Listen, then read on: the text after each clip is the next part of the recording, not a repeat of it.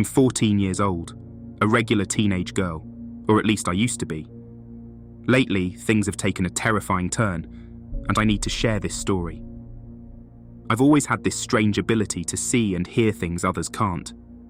Most of the time, when I tell people about my experiences, they just shrug it off as a wild imagination. But what happened last night, it was beyond anything I'd ever experienced. My mother had to travel out of state for a business meeting, leaving me and my younger sister Emma home alone. It was nothing out of the ordinary, as I often saw and heard strange things when Mum was away. But last night, it was different.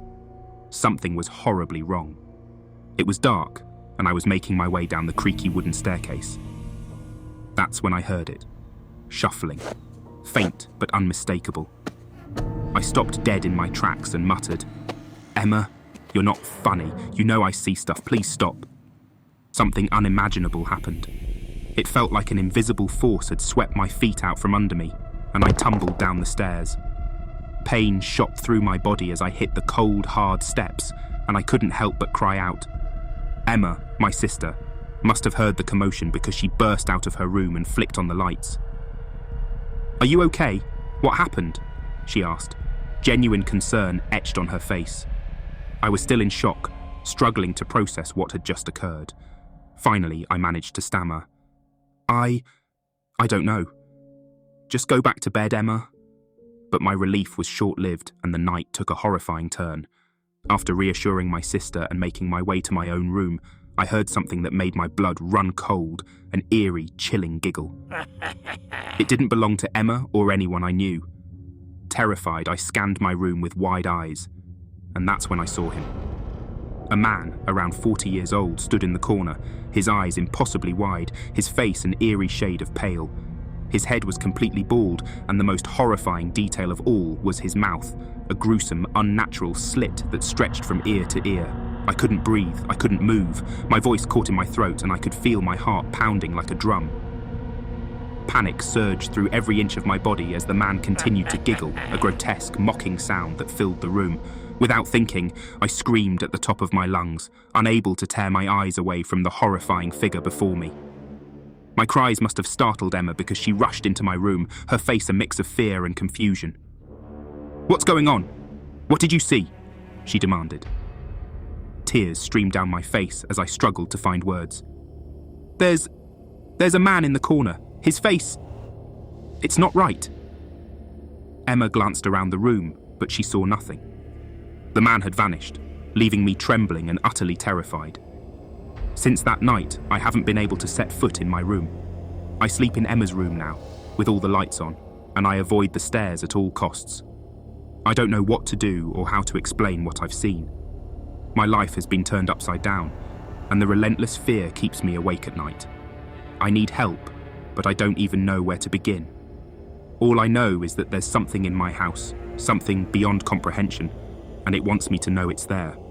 The horror is real, and I'm trapped in a nightmare with no way out.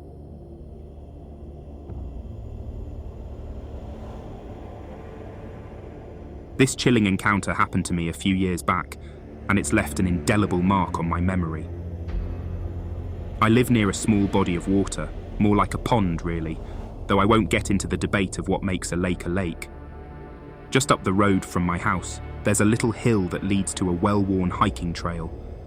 I knew that trail like the back of my hand, but one fateful night, I ventured out into the darkness, and I wish I never had.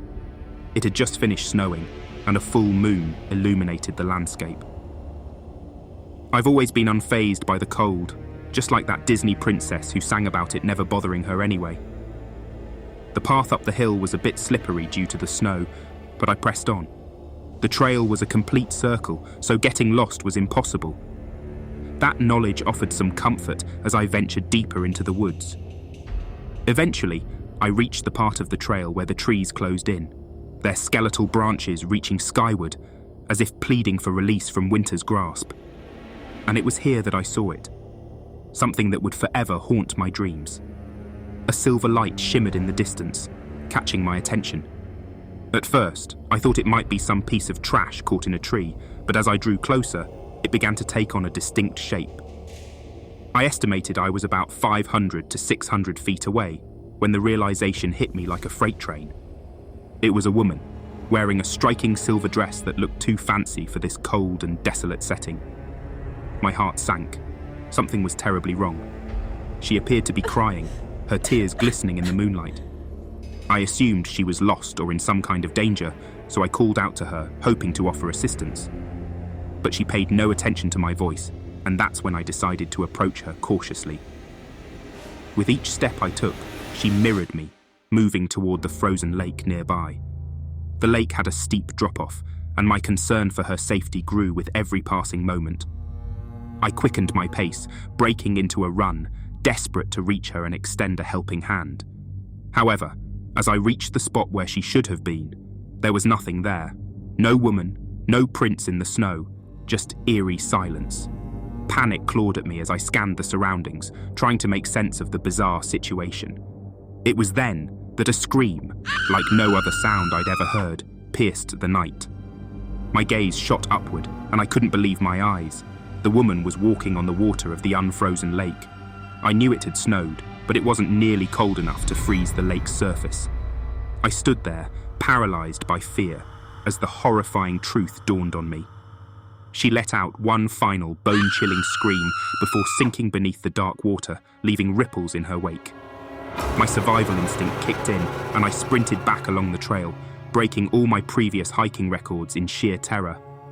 I reached my home panting and terrified, but even as I slammed the door shut behind me, I couldn't shake the feeling of unease. I'm still not entirely sure what I witnessed that night, and I've never dared to go hiking after dark since. Even during the day, I never venture into those woods alone. Whatever it was, whether a vengeful spirit or a creature of the unknown, it left an indelible mark on me, one that still haunts my thoughts and dreams.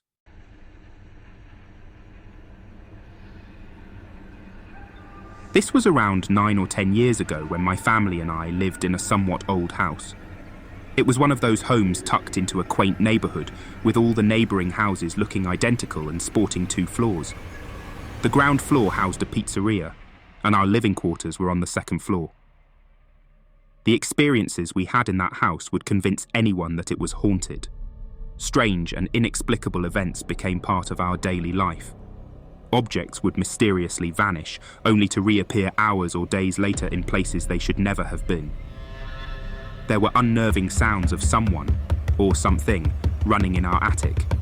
My dad, the perpetual skeptic, would venture up there countless times, but he never found rats, cats, or any logical explanation for the noises.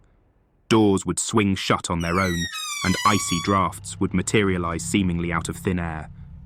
But the most unsettling of all were the scratches I would wake up with on my wrists and legs, always in the same spot. Some might say I was responsible for them, scratching myself unknowingly in my sleep. Yet, the strangest part is that as soon as we moved out of that house, those mysterious scratches ceased to appear. Once, we closed down the pizzeria. It became an eerie place we avoided, using it only occasionally for parties or storage. Everyone I knew shared the same sentiment.